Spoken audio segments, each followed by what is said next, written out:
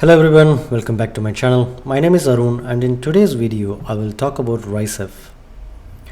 WRICEF is an acronym for Workflow, Reports, Interfaces, Conversions, Enhancements and Forms in SAP. It is used to refer to the various components and objects that are involved in customizing and extending the functionality of SAP systems. WRICEF includes the following components and objects. The first one is Workflow. Workflow in SAP refers to automating and managing the flow of business tasks and activities within an organization. This might include routing tasks to the appropriate users, tracking the progress of tasks, and sending notification to stakeholders. Let's take this simple workflow as an example where an employee requests for leave. So the employee requests for leave, the request goes to his or her manager for approval, the manager approves the request, a notification is sent to the employee and the leave data is updated in the SAP system. Or the manager might reject the leave request.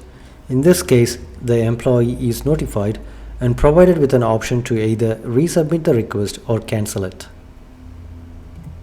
Reports. Reports in SAP are used to present data and information in a structured and organized manner. This might include creating list reports, form reports, and interactive reports, and using various formatting and layout options to present the data in a clear and concise way. Some examples of different types of reports are a report to create a list of purchase orders that were created, a list of purchase orders that were created based on the material numbers, number of orders received in a particular month, number of orders received by location, number of sales that happened during a particular month or a location, etc. etc. Interfaces. Interfaces in SAP are used to connect SAP systems to other SAP and non-SAP systems, allowing data and information to be exchanged between them. This might include creating interfaces using different types of technologies and protocols such as BAPI, IDOCs, RFCs, REST, SOAP, etc., and configuring them to meet the specific needs of the organization. Conversions. Conversions in SAP are used to migrate data and configuration settings from one SAP system to another. This might include extracting data from the source system, transforming it to meet the requirements of the target system, and loading it to the target system. Tools or applications such as SAP Data Services and SLT can be used for this purpose. Enhancements.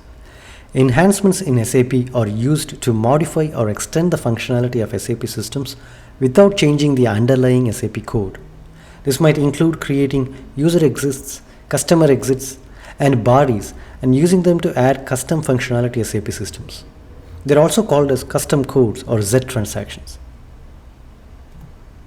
The last one is forms. Forms in SAP are used to create and manage the layout and design of documents such as invoices, purchase orders, and delivery notes. This might include creating form templates, using various layout and formatting options, and integrating the forms with other SAP components and objects. That's it for today. Thank you and see you soon in another video.